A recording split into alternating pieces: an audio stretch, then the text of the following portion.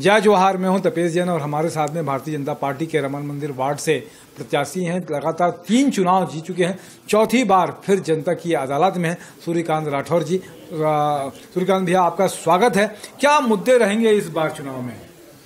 देखिए, मैं चुनाव में कभी कोई मुद्दे करके नहीं जाता। मैं जनता के बीच जाता हूं कि जनता की जो मूलभूत आवश्यकताएं हैं, आपकी आवश्यकताओं की पूर्ति कराने के लिए मैं भरपूर ईमानदारी के साथ प्रयास करूंगा और इस प्रयास में मैं लगातार सफल भी होता हूं, जिससे कारण जनता लगातार मुझे निर्वाचित कर नगर निगम में भेज रही है। और इस बार भी मैंने जनता से आग्रह किया है कि मैं आपकी जो मूलभूत आवश्यकता होती है, स्वच्छ जल होता है, सफाई होती है, अच्छी सड़कें होती है, नालियों की सफाई व्यवस्था ठीक होनी चाहिए, स्ट्रीट लाइट की व्यवस्था ठीक होनी चाहिए, सारे मेरी जो मूलभूत आवश्यकता इंसान की है वो मेरी प्राथमिकता है और इन्हीं बातों को लेकर जनता के बीच में जाता हूँ।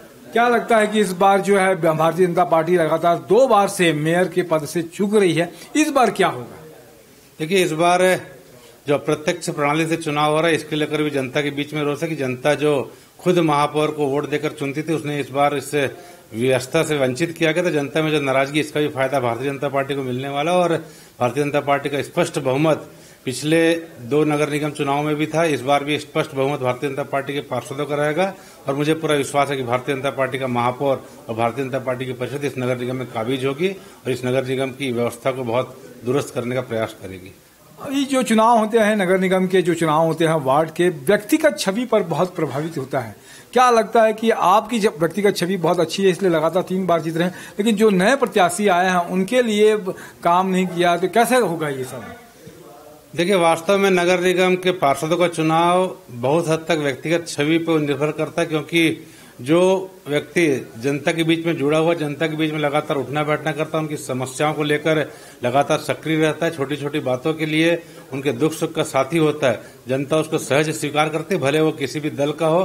क्योंकि इस चुनाव में दल कम मायने रखता है, व्यक्तिगत छवि, व्यक्तिगत संबंध, व्यक्तिगत संपर्क ज्यादा मायने रखता है। इसलिए जो मैं लगातार जनता के साथ जुड़ा रहता हूं, इसका मुझे चुनाव में लाभ होता है और इस चुनाव में भी मुझे पूरा विश्वास है कि मुझे इस चुनाव में लाभ होगा। और जो नए प्रत्याशी चुनाव में आते हैं, उनको थोड़ी सी तकलीफ तो अवश्य होती है, क्योंकि उन्हें अपने पहचान बनाने के लिए पार्टी के सिंबल की आवश्यकता होती है, पार्टी के कार्यकर्ताओं की आवश्यकता होती है। और जब नया कार्यकर्ता चुनाव मैदान में उतरता है तो बहुत हद तक वो पार्टी के कार्यकर्ताओं के ऊपर और पार्टी के सिंबल के ऊपर डिपेंड होता है। और कार्यकर्ता जब मैदान में उतरता है तो वो साम दाम दंड भेद किस प्रकार से हम चुनाव जीते, इस बात को लेकर जनता के बीच जाता है और वह चुनाव में सफल भी होता है। क्या लगता है कि मेयर पद के लिए आपका भी नाम चल रहा है, क्या कहेंगे आप? देखिए, मैं कभी इन सब बातों पे विश्वास नहीं करता। मैं यथार्थ पे विश्वास करने वाला व्यक्ति हूँ। मेरे सामने जो समस्या पहले आती है, उस समस्या का निदान करने का प्रयास पहले करता हूँ। मैं भविष्य की चिंता नहीं करता। मेरे सामने पहले पार्षद का चुनाव है, पार्षद का चुनाव को लड़ने को मैं तैयार हूँ। लड़ने के लिए मैं लगातार जनता के बीच जा रहा हूँ और मेरा पहला प्रयास है कि मैं इस पार्षद चुनाव को अच्छे मतों से जीतकर नगर निगम में जाऊंगा और उसके बाद जो व्यवस्था होगी उस समय उस बात में मैं चिंता करूंगा। आपने समय दिया, इसके लिए धन्यवाद। मेरे साथ में दिनेश साहू जी हैं। जय जोहार, जय छत्तीसगढ़। जय जोहार, जय छत्तीसगढ़।